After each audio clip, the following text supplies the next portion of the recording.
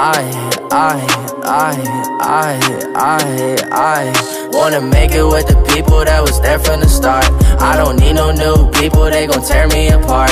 You can't shine with me now, you left me stuck in the dark. Strictly business nowadays, I got no time for your heart.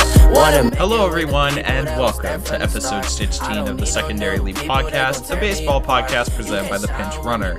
I'm baseball YouTuber and writer for The Pinch Runner, Dawson Wright, and today, and as always, I'm joined by Noah Wright, who is also from The Pinch Runner. And Noah, we have a little bit, it's kind of a depressing day, because today is unfortunately the last Armenteros update of the year. Yeah. For those of you that are new to the podcast, we have a strange obsession with the Astros pitcher who is currently in AAA by the name of Rogelio Armenteros because he's really good and he doesn't get any love from anybody except for us. So he's not even on the top 100 list. Yeah. So Armenteros was given the ball for Game 3 of the PCL Championship. He went 6 innings pitched, gave up 7 hits, and 1 earned run, which is, of course, given up in the first inning because Armenteros, whenever he gives up runs, is always in the first inning because that's just how he is. And, unfortunately, they did lose Game 3 of the series, so they went down 2-1, and then they lost Game 4 as well. So Grizzlies are eliminated, which is kind of depressing. And, okay, they lost in the dumbest way I've ever seen because it wasn't an extra innings and the run scored from second base because of the rule. No. Okay, there's no rule in the minor league playoffs, which I was hyped about. Okay, so they gave the ball to Brendan McCurry, who's a pitcher I've seen blow leads so many times. I'm like, this is not going to end up well. So he goes 1 inning, and he does all right. Next inning, he comes out, gives up a hit. Okay, there's a dude on first. And they didn't pull him. No, so this do or die at this point, right? Yes, it's 1-1. So then why would you put in a guy that's unreliable? Because I don't know. If I was manager, I just would have kept Rogelio in for the entire game. But okay, so McCurry does a pickoff move to first, right? And when he does the pickoff move, the throw goes to the right side of the runner. He was so off. He threw it to the right side of the runner.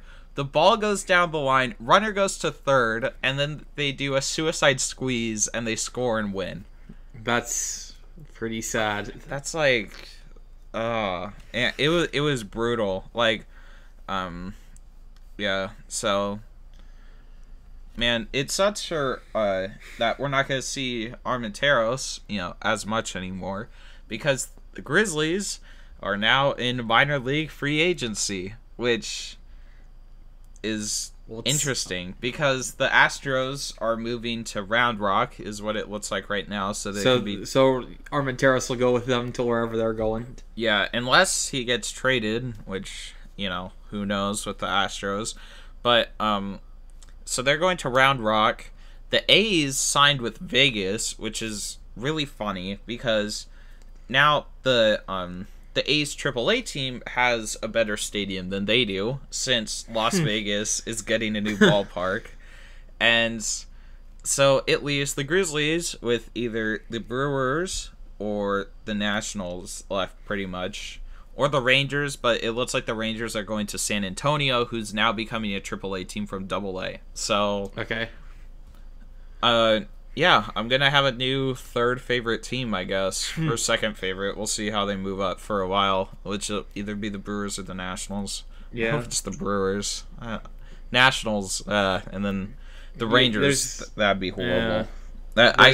You need the Brewers have the best farm system out of those three, and that'd be funner. Yeah, I really wanted to be the A's, but then I was hoping it was going to be the A's too, because the A's just have such a good farm system.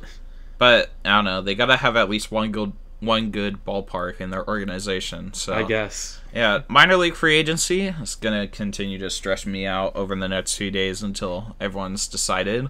But So while I was at one of these minor league playoff games, I saw on the board, this is like game 5 or game 4 or something, and someone had a 600 on base percentage with no hits in that entire series.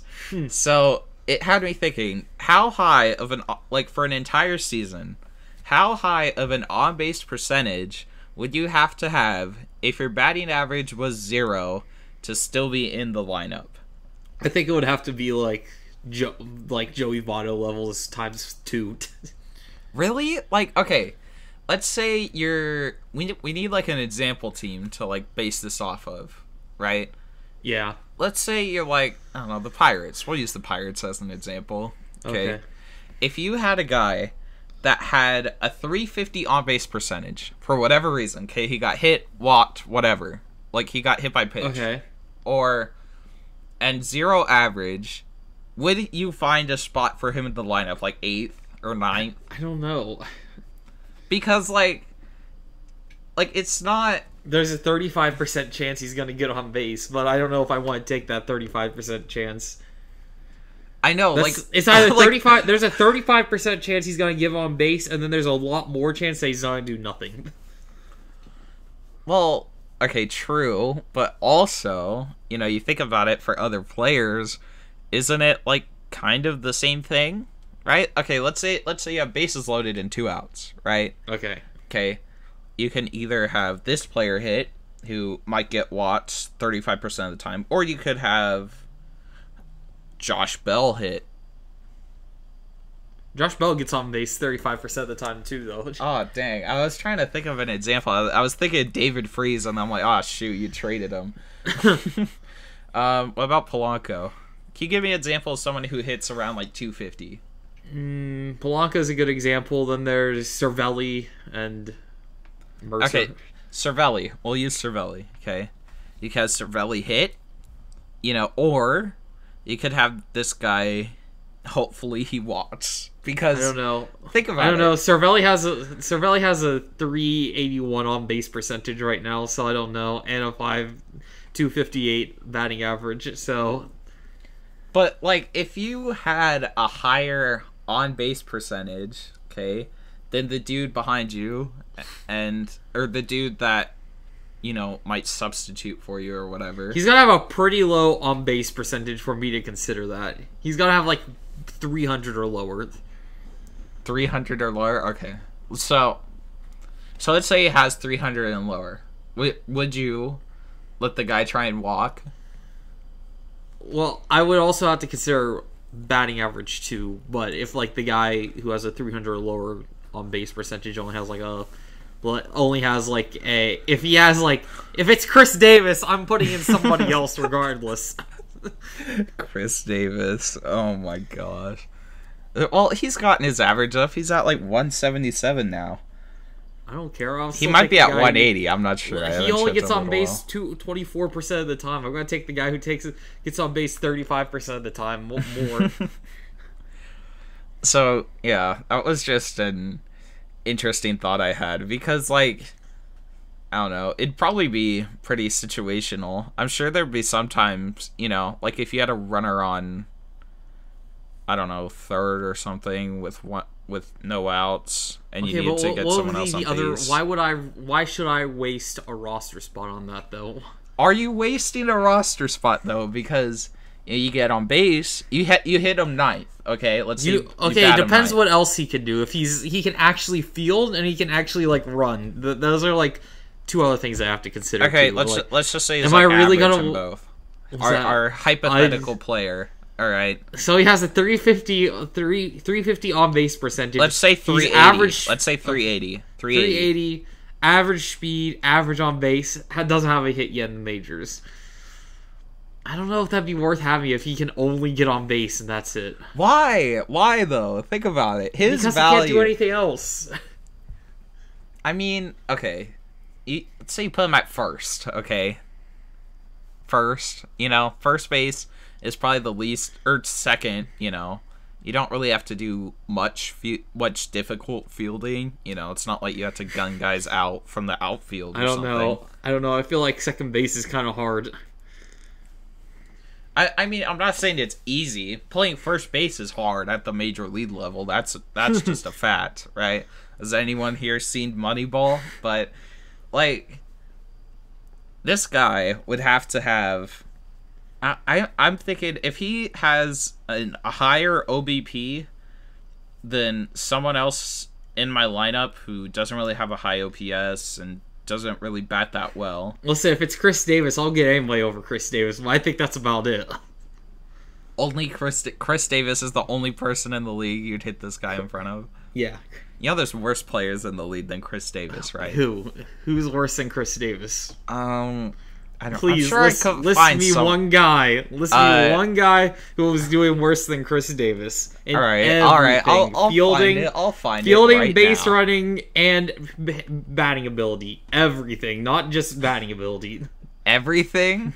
Oh. Everything. Like, he brings no value. I mean, okay, Chris Davis does have... actually, I was going to say he does have a little value, and then I was what value? That's what I was thinking. 16 home runs, and, like, power these days is, like, you could get a 20 home run guy for so cheap anymore in baseball. So, I mean, 16 home runs is, like, nothing. Yeah. Okay, let's see. I'm trying to think of... Okay, never mind. Chris Davis is officially the worst player in baseball, according to Fangraphs. Okay, you know who else is on there? Okay. Who? Victor Martinez is second. Okay. This is for players who qualify only, so we're not taking guys who like just came up for September call-ups and then just, that's fair enough. Fell off the earth. Okay. Victor Martinez is second. He has a 249 average and a WAR of negative 1.6. Chris Davis's WAR is negative 2.9. And how much is he being paid this year? Over 23 million. 23 million. Dude, they better hope he hits like 40 bombs next year. They gotta pray for something like that. And have some sort of average. Okay, I'm actually curious to keep going down this list because it's pretty interesting.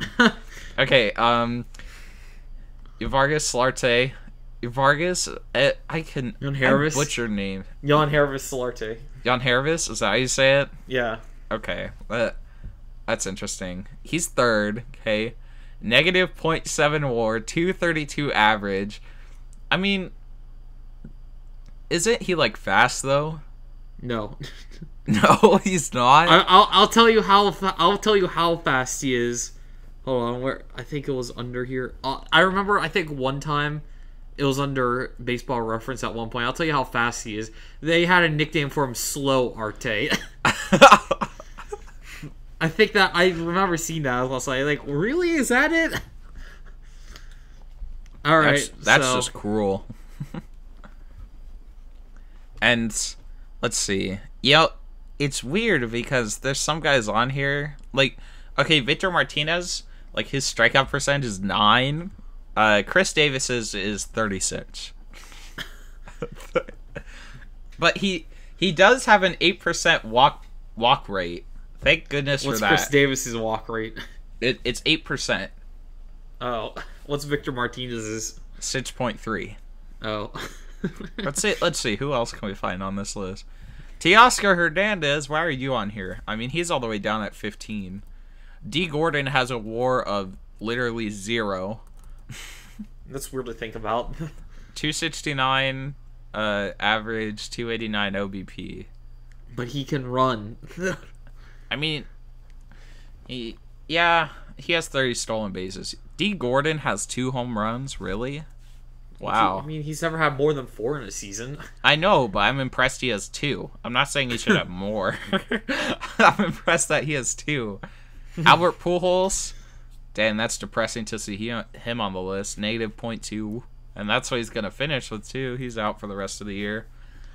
Still hit 19 home runs. Hey, look, another big contract guy is on here. Eric Hosmer. Yay. Way to go, Padres. Hosmer's going to do really good next year. That's just how it's going to work with Hosmer. Have you looked at his WAR since his career started? No. Why? All right. 2011, his first season, 2.5. 2012, 0.3. 2013, 3.1. 2014, 0.4. 2015, 3.6. 2016, 1.8. 2017, 4.8. 2018, 0.6. Like, I mean, I don't even think that his WAR is enough to, like, okay, even, you know, in the years when it's 3.1 and stuff. Yeah. It's not even super great. It's not close to being, you know, where it should be for him making that kind of money. He also has a defensive rating of negative 14.4. And somehow he got a Gold Glove, but okay. He did? Yeah, last year he was worth negative 1.6 defensively for WAR, and he got Gold Glove. Well. I mean, okay. How hard is it to win Gold Glove in the AL for first baseman? I'm sure there's better people out there. I'm sure there was. Last year it was Carlos Santana who did much better at first base statistically, and I forget who the other one was. Joe Mauer, I think, who did also who's like one of the best first basemen defensively. Okay. And then there's Mitch Moreland who's pretty good defensively. Yeah, but Eric Hosmer won because he's Eric Hosmer. He's Eric Hosmer, I guess. I don't know. I've never seen Eric Hosmer as this sort of star that a lot of people make him out to be. Yeah, and a lot of Padres fans make him out to be. He's okay. I mean, like, and the Padres front office was all like, "Hey, look, we did something," and I'm like, okay, why? I don't know if Hosmer was the move. I don't know why the Royals even bothered trying to re-sign him, especially when the. How much of an effort did the Royals give him? I didn't think they gave him much of an effort to try and get him again. No, they did, because I remember there was this whole bidding war between the Royals and the Padres for him. And then it was like the Royals wouldn't give him 7 years, so then it's like, oh, I guess I'm going to go play for the Padres now. Yeah, and it's like, you know, first base is such a power position. He's only had 20 or more home runs twice in his career. If I'm the Royals, it's only 25. Yeah, if I'm the Royals, I wouldn't even bother offering him a contract unless he took like a cheap 1-year deal to make the fans happy or something. Yeah. You know, because like, I don't know, you're rebuilding. There's no reason to keep him here whatsoever. You know, hopefully you'll have a better first baseman than, you know, 35-year-old Eric Hosmer when you're done rebuilding, right? And, like, even then he wasn't even super valuable. I know. He's not Albert Pujols, right? Yeah. Oh, shoot. You know what I just thought about? What? Like, when Pujols first got off of his, because when Pujols signed with the Angels, it wasn't his first free agency, or was it? I don't know. I don't think so. Because, like, he might. I think they may have. The Cardinals may have extended him before that. So was his extension less than what Eric Hosmer is making? My guess is probably. Sure. I mean, we'll have to. Let's see. We can figure that out. Let's look here. I'm looking at Baseball Reference on his salary. He never made more than $20 million until after he signed with the Angels. I'm surprised the Angels even gave him that much. He had like one good season with them. He had like one good season where he like hit for both average and power. Yeah, didn't he hit like 40 homers that year? Like 40 homers one year? First season with him, he had hit 30 home runs, had a 285 average, got on base 34% of the time, 516 slugging percentage. Next year, he only played 99 games because he's injured. 2014, he came back, hit 28 home runs, 272 average. Then probably one of his better years was 2015, where he hit 40 home runs. Okay, so let's see. And that's been like the only time he's hit. That's like one of the only 3 times he's hit 30 or more home runs with the Angels. And then Hosmer is making exactly $20 million for the Nets until 2022, and then 2023 he's making $13 until the end of his contract. And he's a UFA at age 36. Yep. I mean, okay, you know, there is inflation we have to factor in, but the fact that it's that close, you know, to prime Albert Pujols, it's kind of sad. Yeah. So, yeah, that's depressing. All right, enough banter. we kind of went off there from looking at bad players to just crapping on Eric Hosmer for no reason, really, other than we don't like we don't like overvalued players, really. I mean, all right, so Josh Donaldson on the Indians, that's a thing. And yeah, apparently the St. Louis Cardinals offered up Jack Flaherty for according Josh to Donaldson before the Joel season. Heyman. According to Joel Heyman, that happened apparently. I think Yep. or maybe that was with Machado. Well, regardless, how did that happen? How did they turn that down? Okay, I understand. The Blue Jays thought they could get a wild card spot, but they still, even at that, had an outside chance of that happening. Yeah, okay, the AL, let's think about it. Everyone saw the Yankees, the Indians, the Red Sox. Yankees or Red Sox. Yankees or Red Sox. That could and the have been Astros. flip-flopped. And the Astros. Okay, everyone Yeah. knew those teams were going to be good for sure. You had a few wild cards, like the Twins. If you said you saw the A's coming, you're lying. And then the Angels, maybe, before they got shot down with injuries, right? Before they lost everybody. And then, I don't know, Rays. Rays always seem to stick around for some reason. And I guess that was pretty much it. The second wild card spot, I had it going to the Twins before the start of the season. Yeah, I thought it was going to go to the Twins, and then the Angels were going to get the first wild card spot. No, wait. No, either the Red Sox or Yankees. But I thought maybe the Angels would get that second I thought spot. the Angels would be in play too. So I could see them maybe being like, oh, we might be close. But, I mean, you got offered Jack Flaherty. For a 31-year-old who struggled with injuries last year. He did good when he was on healthy, the last year of his contract. Yeah. How did you turn that down? It could be all like, oh, he's a former MVP. And I'm like, yeah, former, not, he was an MVP last year. Right, he's not the same player he was in 2015, or at least he was still good. He's still good, but he hasn't shown that yet. Right, he's still good, but he's not former MVP. And I think if we could get Jack Flaherty back for a guy that was off injured the year before, still good when he's healthy, but kind of off injured, 31 last year of his contract. I think he should pull the trigger on that. Yeah, and the Cardinals, they could have used him, right, but. I don't know. Guess not. So, way to go, Blue Jays. That's But where do you think he's going to go isn't it? eventually when he hits free agency? Who, Donaldson? Yeah. I don't see him going to a contender. I don't know why, but if he did, maybe the Astros to go play DH, but the Astros they're kind of overflowing with outfielders. I know Reddit is a free agent at the end of the year. And is he? Yes, he is. And so is either. I thought he signed a 3-year deal. I didn't think he was a free agent. No, he's a free agent after 2020. Who, Reddick? Josh Reddick? Yeah. No, he's not. Yeah, he is. I'm looking at his contract right now. Are you serious? We offered Reddick a 3-year contract. No, well, I mean, 4-year agreement. Oh my It looks gosh. like he's not a free agent until after 2020. Yeah. Oh, well, that's depressing. All right, so I guess the Astros are overflowing with outfielders. Plus, they have Tucker and Miles Straw, who they just called up. So, it looks like he might go back to the AL, or he's in the AL right now. It looks like he might stay in the AL and DH somewhere, Maybe. Because being old, I don't know. That's just a thing that old players do. Or maybe he goes and plays first base.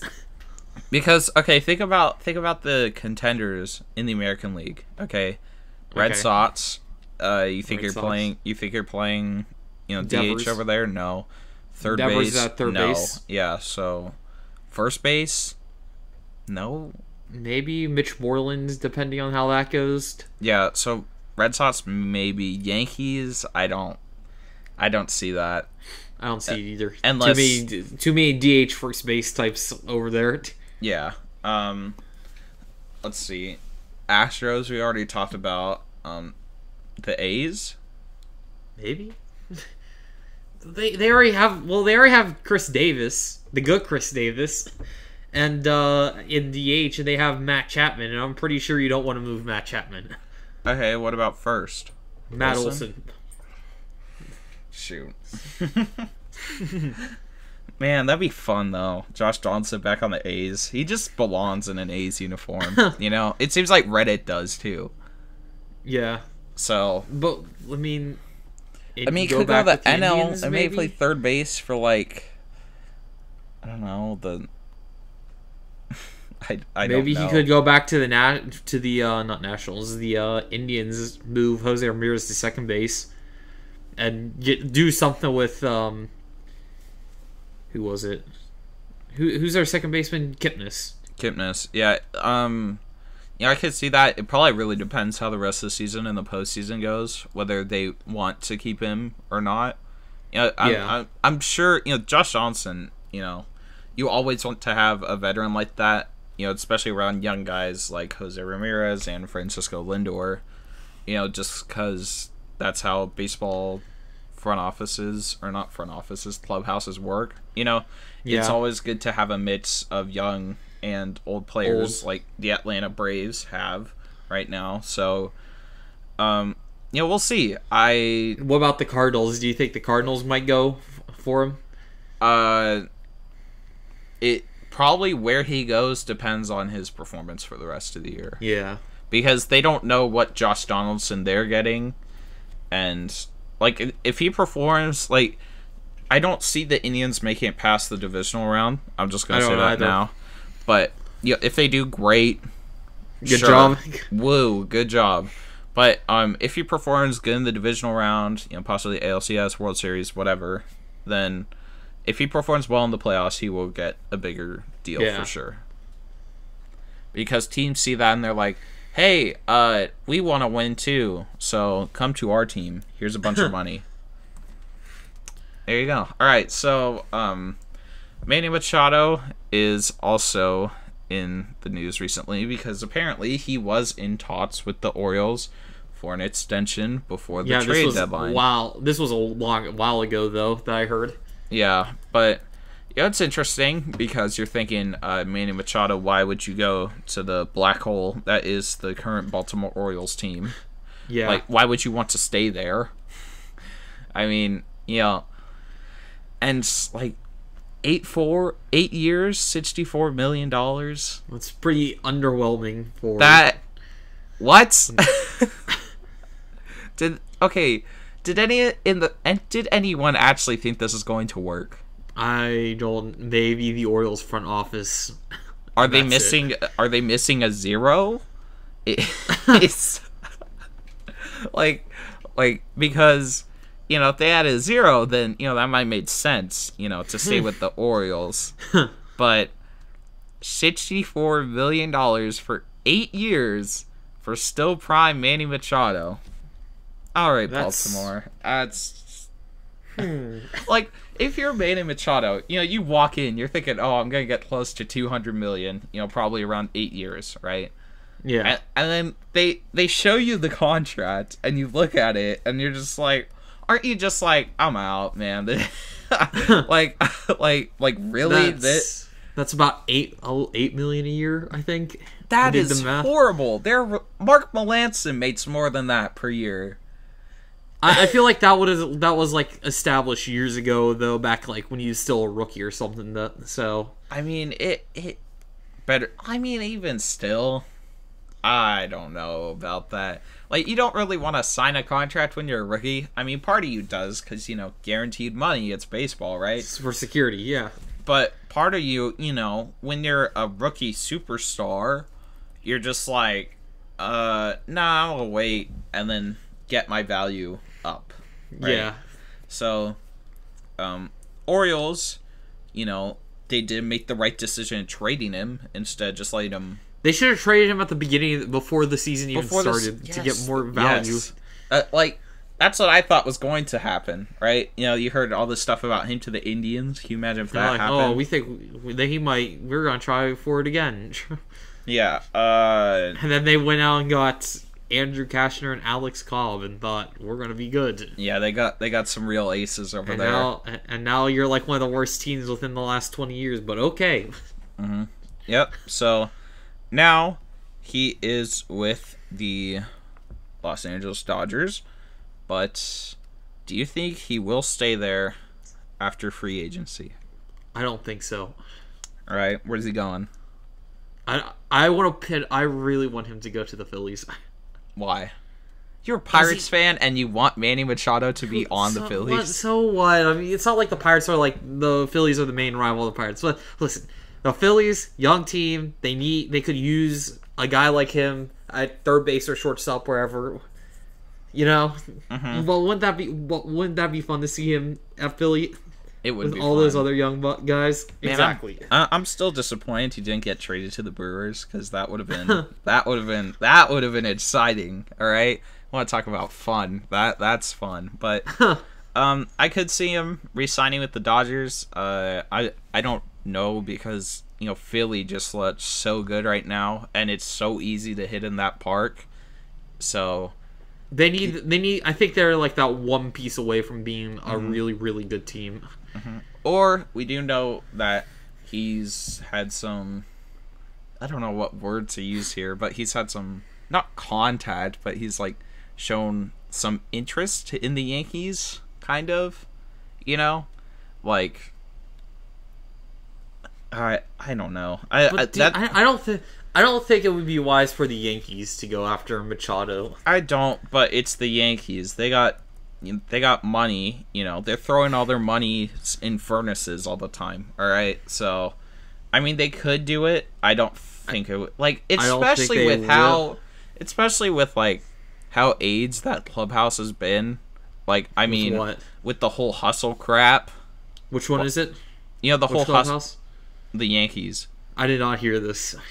No, you know about the whole hustle thing, right? With Gary Sanchez and I think in that one game against the Orioles where they were getting blown out by the Orioles. But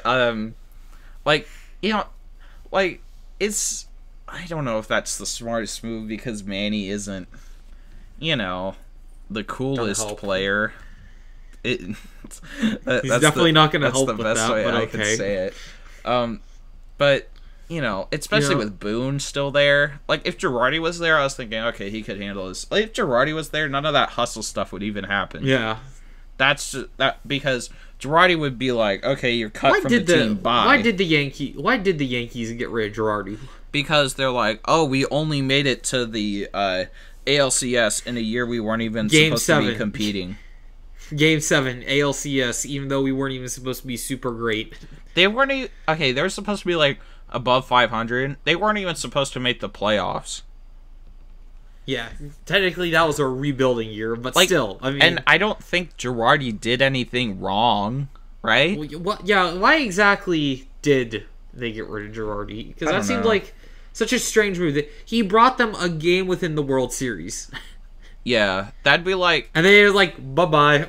That'd be like after the 2016 playoffs against the Cubs, when the Giants' bullpen just collapses, right? And then the Giants just fire Bruce Bochy. After winning the World Series already, they're just like, bye. Or that would have been like the Indians firing Francona because he got them within a game of winning the World Series. I know. It's like, what? I'm so confused when that happens. It's like why? It's like when the Nationals fired Dusty Baker in the offseason.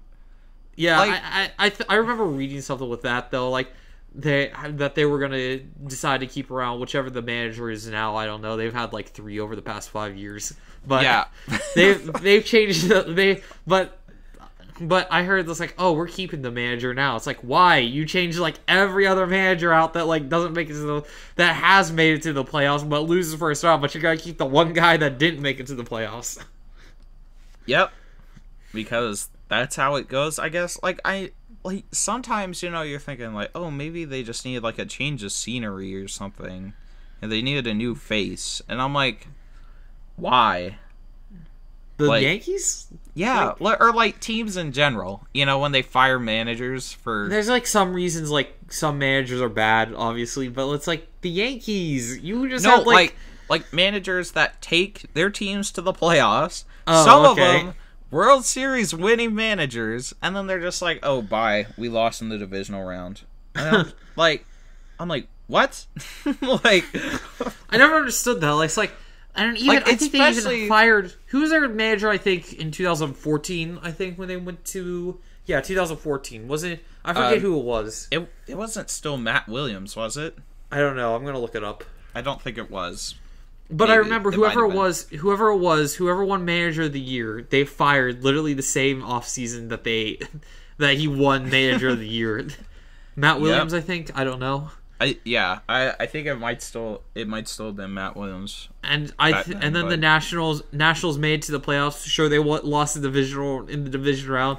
Matt Williams wins Manager of the Year. No, we're not going to keep you around. Mm-hmm. And then, Dusty Baker, you go to the DS. The Nationals just have some sort of divisional series Expos curse going on right now. You know? Like, there's not much really they can do. Their roster's kind of solid, besides maybe adding a few bullpen pieces, right? So then Dusty Baker goes in, lose Game 5, right? Dusty Baker was there for 2 seasons, right? Or just 1? I think 2? Just 1. 2? Yeah, no, I think 1. 1? Really? Oh, yeah, all right. So let's look at this. Manager of the Year. In third place, Bruce Bochy. Second place, Clint Hurdle. First place, Matt Williams. He was out of those 3. He was let go. He was immediately fired straight after. So, like, man, I just don't understand. I don't understand when they're like, "Oh, we need a new face." Like, what's wrong with that one? I know, especially when you're winning. And then now the Nationals, they hire a new manager, which didn't go well because, you've had players come out and describe the situation as toxic. Oh, what? Dude, hold on. We have some breaking news on the podcast. Anyone listening would probably hear about this because Christian Yelich just hit for the cycle again. Wow. That's incredible. So how many times has he done that? Twice now? Yep. Right. 3rd player to complete the feat twice in a season. That he tripled in the 6th inning. So they're steamrolling whoever they're playing. The Reds. Okay, that makes sense then. But alright, so good for Christian Yelich. Hopefully he'll I don't know. MVP. He kind of should. Right. Yeah. All right. He hits for the cycle twice. 2020 guy. Okay, that's for the Ward Show podcast. All right. That because it's gonna get heated in there. But okay. Back to managers. So then the National clubhouse is being described by toxic by players who've been there, and then they don't fire him. My guess is he might not be fired after this season. Yeah. And I'm just like, what?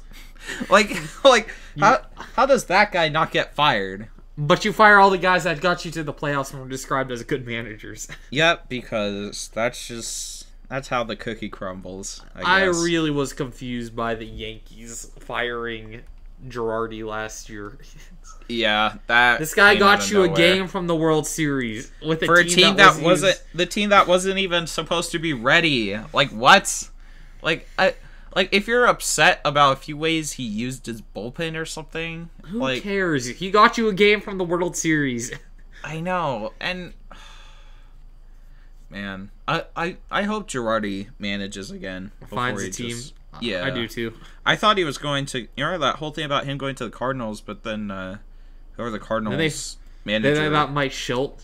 Yeah, he's done so good since though.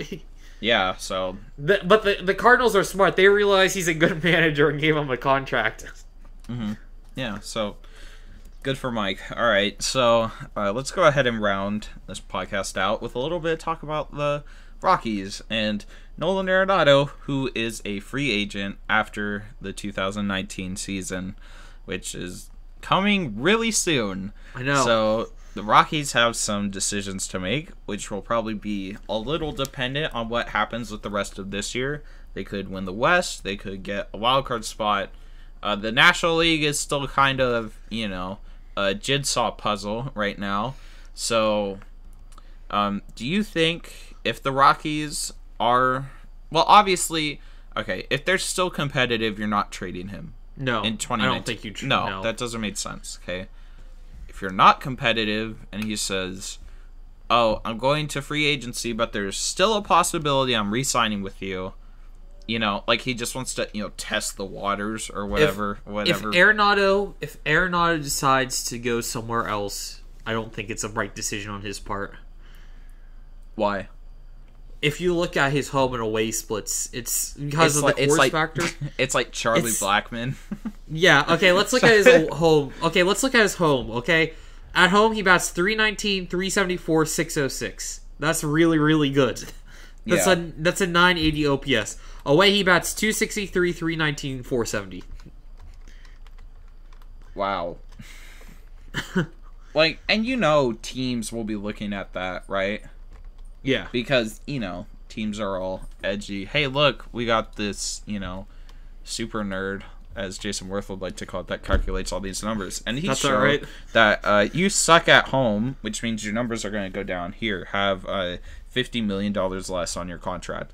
I mean, he still has incredible defense wherever he goes. Yeah, that's not going to change that, but not bad. This is not going to be the same thing. Yeah, it's not going to be close, and it's not good for him to have that kind of disparity, right? Because, it shows a little bit of weakness, and, teams will see directly through that, and then he'll lose money if he goes anywhere besides the Rockies. Yeah. I'm sure the Rockies know this, too, and then they could kind of undervalue him a little bit as well by using you're not very good everywhere else. It's either here or you're going to be average. Yeah, pretty much. I mean, that's kind of just how it is. If you're okay, how about this though? If you're not competing, if you're the Rockies, okay, you're not competing. Do you trade him? I don't know, because if you're not competing, you could trade him, get a lot back you could probably get something decent back. But then there's also like what I said with how he's so bad away from home, that could you use that and be like, if we trade that, even if you want to test free agent waters, it might not so be great for you. Yeah, because when you're trading, they'll be like, oh, well, he's not going to play at Coors Field every other night, so we can't give you this prospect because we know he's not going to be as good when he comes over here. Or, he just goes over there and just becomes better, which is a possibility, I guess, to wherever he might be traded to if he does hit the trade market. But I don't really see the Rockies trading him unless something drastic happens. I think if they're way out of it, and I don't think they will be next year, but if they are way out of it, I think that's the only way he's traded. Yeah, not like a Orioles situation, where they just hey, we're gonna compete and then get 40 wins, but maybe I don't know, let's say at this time they're sitting around 60. Yeah, if they're at Angels level. Yeah, they're they have a bad year where they get hit with injuries. Nolan Arenado saying, I'm going to test free agency. But can you do that to the fans? There's a GM side and an owner side. This is the reason that Bryce Harper wasn't traded. Because of the fans. They're like, yeah, we like attendance. I mean, even though no one shows up to Nationals games anymore. But they're still... It would be even less if Bryce Harper wasn't there. You can guarantee that. They're like, hey, attendance is a thing, so trade Bryce Harper and you're fired. So, I mean, I think the owners have to approve part of it anyway. So they would just be like, no, don't do that. I want money. So, and Nolan Arenado is basically the Rockies franchise player right now, right? I mean, we've seen the emergence this year of Trevor Story, which will be interesting how that goes in the next few years. Hopefully he doesn't turn into too low and get injured every 5 seconds, right? After he turns 30. Yeah.